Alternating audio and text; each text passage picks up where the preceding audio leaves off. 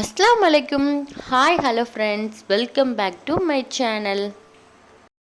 இன்றைக்கி நம்ம என்ன பார்க்க போகிறோன்னா முருங்கைக்கீரை சாம்பார். குழந்தைங்க கீரை பொரியல் சாப்பிட்லைன்னா சாம்பாரில் இப்படி செஞ்சு கொடுங்க, கண்டிப்பாக சாப்பிடுவாங்க.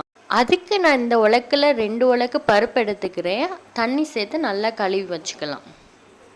நல்லா க்ளீன் பண்ணி வச்ச பருப்போட சின்ன வெங்காயம் சேர்த்துக்கலாம். சின்ன வெங்காயம் தான் நோய் எதிர்ப்பு சக்தி அதிகம், ஸோ அது சேர்த்துக்கலாம். தக்காளி சேர்த்துக்கலாம். 2 பச்சை மிளகாய் சேர்த்துக்கலாம்.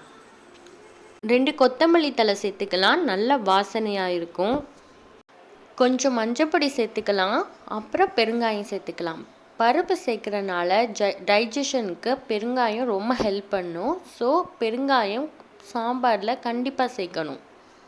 இனி தண்ணி சேர்த்துக்கலாம். ஃபைனலாக எண்ணெய் 2 சொட்டு விட்டுக்கலாம், அதனால பருப்பு பொங்காமல் இருக்கும்.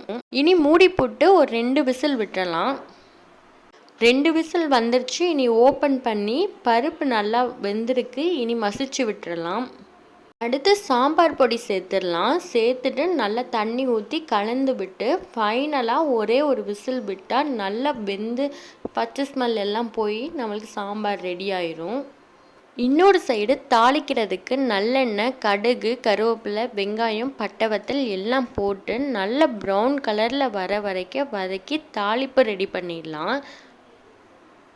நம்ம சாம்பாரில் விசில் அடங்கினோன்னே தாளிப்பு கொட்டி கடைசியாக உப்பு போட்டு கொஞ்ச நேரம் கொதிக்க விட்டுறலாம். ஃபைனலாக நம்ம ஆஞ்சி க்ளீன் பண்ணி வச்சுருந்த முருங்கைக்கீரையை போட்டுடலாம். முருங்கைக்கீரை குழந்தைங்க பொரியலாக செய்கிறப்ப சாப்பிட மாட்டாங்க. இந்த மாதிரி செஞ்சு கொடுத்தீங்கன்னா முருங்கைக்கீரையில் உள்ள சத்து எல்லாமே இதில் சேர்ந்துடும். இனி முருங்கைக்கீரை சேர்த்து ஒரு 5 நிமிட்ஸ் கொதிக்க விடலாம். 5 நிமிட்ஸ்க்கு மேலே கொதிக்க விடாதீங்க, கீரையோட கலர் சேஞ்ச் ஆகிடும்.